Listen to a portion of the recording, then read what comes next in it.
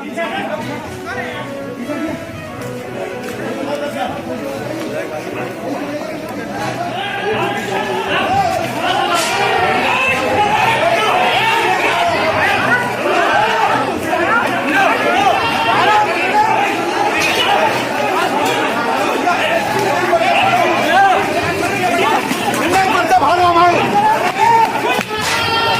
हम लोग एटा में ब्लॉक पे कवरेज कर रहे थे। यहाँ पे फ़ोन पहुँचा कि मेरैची पे जो ब्लॉक है उस पर बीजेपी के गुंडों ने या विधायक ने जो कब्जा कर रखा है और दूसरे समाजवादी पार्टी के लोगों को नॉमिनेशन नहीं करने दे रहा है। हम लोग बवाल हो रहा है, तो इसकी सूचना पर हम लोग जहाँ मेरैची पर आए, यहाँ पर जैसे ही हम लोग ब्लॉक पर पहुँचे वैसे ही जो बीजेपी के जो मुमाद के अंदर को 150-200 के करीब भीड़ थी ब्लॉक के अंदर जहाँ नॉमिनेशन हो रहा है, जहाँ पे किसी को इजाज़त नहीं जाने की, वो लोग एग्रेसिव हो गए। हम लोगों ने परिचय दिया कि हमारे साथ कई भी लोग थे, भारत समाचार भी एक पत्रकार थे, कहा कि हम लोग पत्रकार हैं, लेकिन उन्होंने बिल्कुल नहीं सुनी। उसके बाद उन्होंने हम लोग पर पथराव कर दिया, हम लोग जान बचा के भागे, बाकी लोग निकल गए। पुलिस जो हमारा मुख्य दर्शक बन के खड़ी दिखती थी। फिर उन्होंने जो हमारा मोबाइल छीनने की कोशिश की, जिसमें हम वीडियो बना रहे थे, वो हमने उसको मोबाइल बचाने की कोशिश की तो 4 दफ़े घेर के फिर उन्होंने हमारे ऊपर पथराव कर दिया। पीठ पे ईंट पड़ी, ये फेस पे पड़ी, ये हाथ पे लगी, ये ब्लीडिंग चल रही है। बहुत मुश्किल से हमने अपनी जान बचा पाई। और उसके बाद भी वो करीब 3 बजे तक, जब तक कि टाइम नहीं निकल गया, वो 150-200 लोगों की भीड़ जो हिंसक हो गई थी वो ब्लॉक के अंदर ही रही। पुलिस बाहर खड़ी रही और मतलब चोट लगने के बावजूद ही पुलिस ने बिल्कुल इनको खदेड़ने का या बाहर निकालने का प्रयास नहीं किया। उसके बाद अभी वो लोग जो है ब्लॉक, जब ये टाइम खत्म हो गया नॉमिनेशन का, तब वो लोग बाहर निकल गए। हम लोग अभी यहीं खड़े हुए हैं और हम अभी मेडिकल ट्रीटमेंट भी अपना कराएंगे, लेकिन उससे पहले इन गुंडों के खिलाफ FIR दर्ज कराएंगे। और जब तक हमारी सुनी आपको न्याय नहीं मिलता है, हम तब तक थाने पर जाके हम अपना थाने पर करेंगे, जरूर पकड़। और पीछे ईंटें लगी हुई हैं, उनके पीठ में भी चोट है, वो बैठ भी नहीं पा रहे हैं नीचे। आप देख सकते हैं एटा में पत्रकार भी अब सुरक्षित नहीं है। इसी को लेकर हमारे साथ में मनसुख टाइम से बबलू चक्रवर्ती हैं, उनसे भी जानेंगे उनका कहना क्या है। पत्रकारों के शुरू से ही हमदर्द रहे हैं और कोई भी मामला रहा हो, छोटा बड़ा, ये तो बहुत बड़ा मामला है। बबलू चक्रवर्ती मनसुख टाइम से हैं, उन्होंने बढ़ चढ़ के पत्रकारों के पक्ष में बात रखी है और बोले हैं। बबलू भाई, क्या मामला है? आप यहाँ पर मेरैची थाने पर खड़े हुए हैं। देखिए, आज जो यहाँ मारेगा में जो घटना हुई है हमारे देवेश भाई के साथ, वो अत्यंत दुखद घटना है, शर्मनाक घटना है कि पुलिस प्रशासन पूरी तरह से मूक बना रहा और हमारे पत्रकार साथियों के साथ बड़ी घटनाएं हुई। यहाँ मारपीट हुई, हमला हुआ, जानलेवा हमला हुआ और लूटपाट हुई। तो इस घटना से बड़ी घटना और क्या हो सकती है? इस देश में जब लोकतंत्र का चौथा स्तंभ कही जाने वाली मीडिया सुरक्षित नहीं है, तो आम जनता कितनी सुरक्षित होगी खुद आप सोच सकते हैं। मैं इस घटना की अत्यंत निंदा करता हूँ, पुलिस प्रशासन की घोर निंदा करता हूँ, क्योंकि हमें 2 घंटे से 3 घंटे से लगातार आश्वासन दिया जा रहा है कि आपका मुकदमा दर्ज हो रहा है, मुकदमा दर्ज हो रहा है। तहरीर दे दी हम लोगों ने, उसके बाद भी मुकदमा दर्ज नहीं हुआ। मुकदमा दर्ज करने के आदेश DM साहब और कप्तान साहब स्वयं देके गए हैं। उसके बाद भी यहाँ CO सदर साहब बैठे हुए हैं, सदर विधायक जी बैठे हुए हैं, लेकिन हमारा मुकदमा अभी तक दर्ज नहीं हुआ। हमारा ये वादा है कि जब तक हम यहाँ मुकदमा दर्ज नहीं होता, तब तक यहाँ थाना को हम छोड़ेंगे नहीं। थाने के मुख्य द्वार पे हम लोग घेर कर बैठे हुए हैं और जरूरत पड़ी तो हम बड़ा आंदोलन करेंगे, उग्र रूप धारण करेंगे।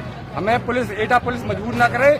हम कानून के विरुद्ध जाने के लिए ऐसा कदम नहीं उठाना चाहते। हम शांतिपूर्वक निवेदन करते हैं एटा पुलिस से कि हमारा मुकदमा दर्ज करे और हमें उसकी चेक दे दे वापस, अन्यथा हम लोग उग्र आंदोलन करने को मजबूर होंगे।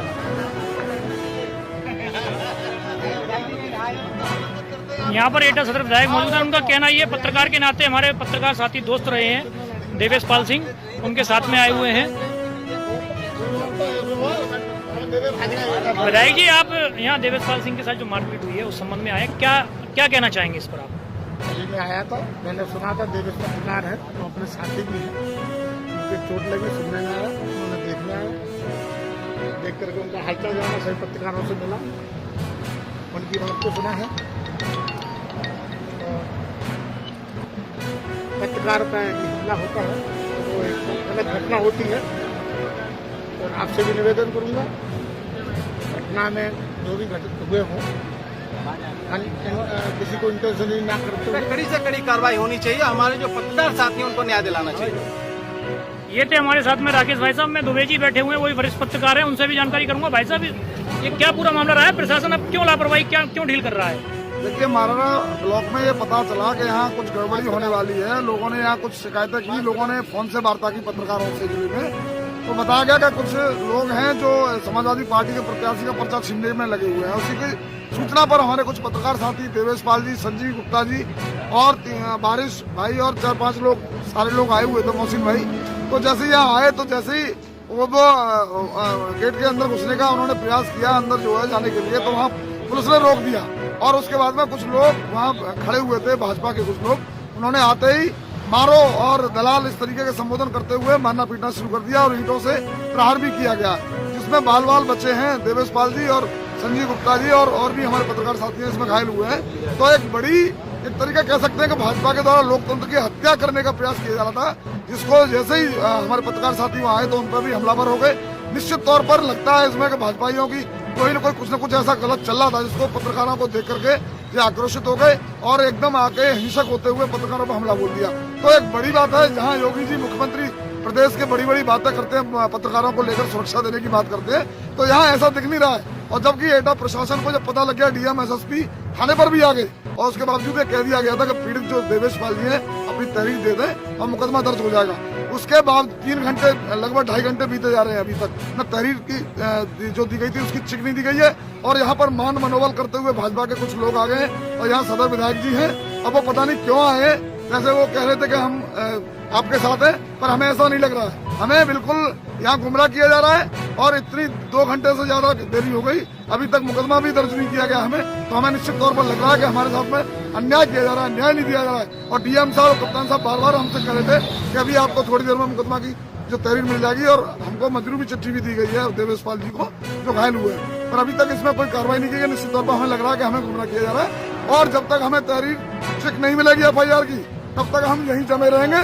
या तो हमें FIR की कॉपी दें और जो दोषी हैं उनके खिलाफ कार्रवाई करे प्रशासन, उससे पहले कोई हमारा समझौता नहीं है। इस तरह के पत्रकारों पर हमला बर्दाश्त नहीं किए जाएंगे। ये थे हमारे साथ पत्रकार एकता द्विवेदी जी, जिन्होंने पूरा को बताया है।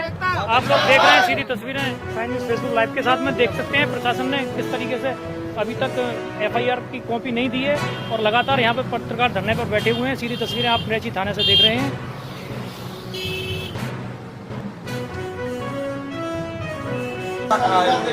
उत्तर प्रदेश में हो रहे जिला पंचायत, क्षेत्र पंचायत के चुनाव की स्थिति को चुनाव आयोग के सामने हमने पहले भी रखा था।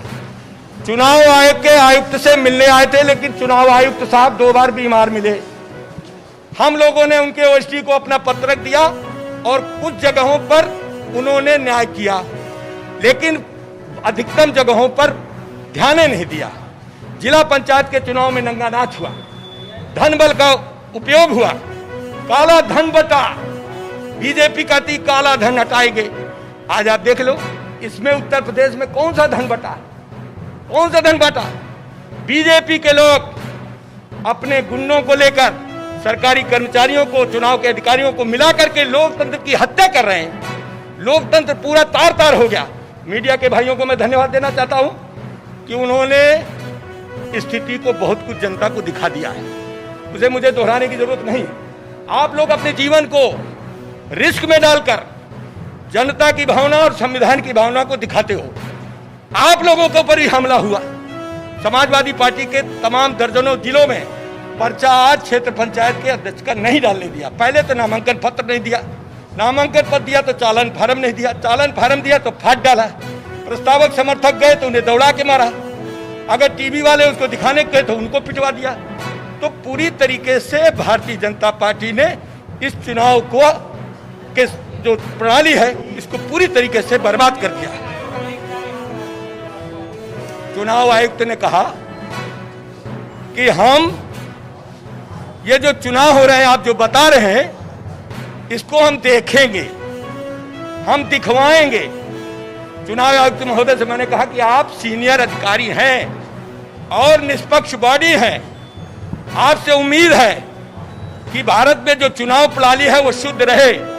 अगर पक्षपात होगा, चुनाव आयोग ध्यान नहीं देगा, तो संविधान खतरे में होगा।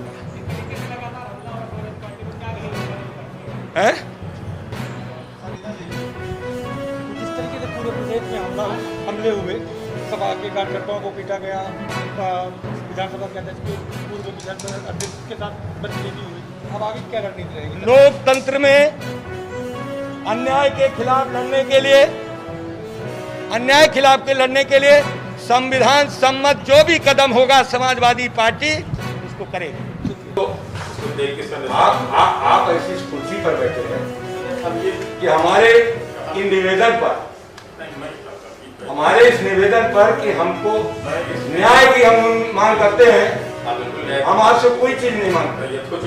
आप ऐसी कुर्सी में बैठे हैं कि आप न्याय करा दीजिए, और जहां जहां नामांकन नहीं हुए वहां पर पुनः नामांकन करा करके चुनाव कराया जाए, और अगले बार जो चुनाव कराएंगे वो स्पेशल ऑब्जर्वर भेज के कराइए, दूध का दूध पानी का पानी साफ हो जाएगा। अनुरोध हमारा यही है कि महोदय कि आप लोकतंत्र को मजबूत कराइए, और सरकार के दबाव में जो कर्मचारी आए निर्वाचन के, जो अधिकारी आए, उनके खिलाफ भी कड़ी कार्रवाई होनी चाहिए।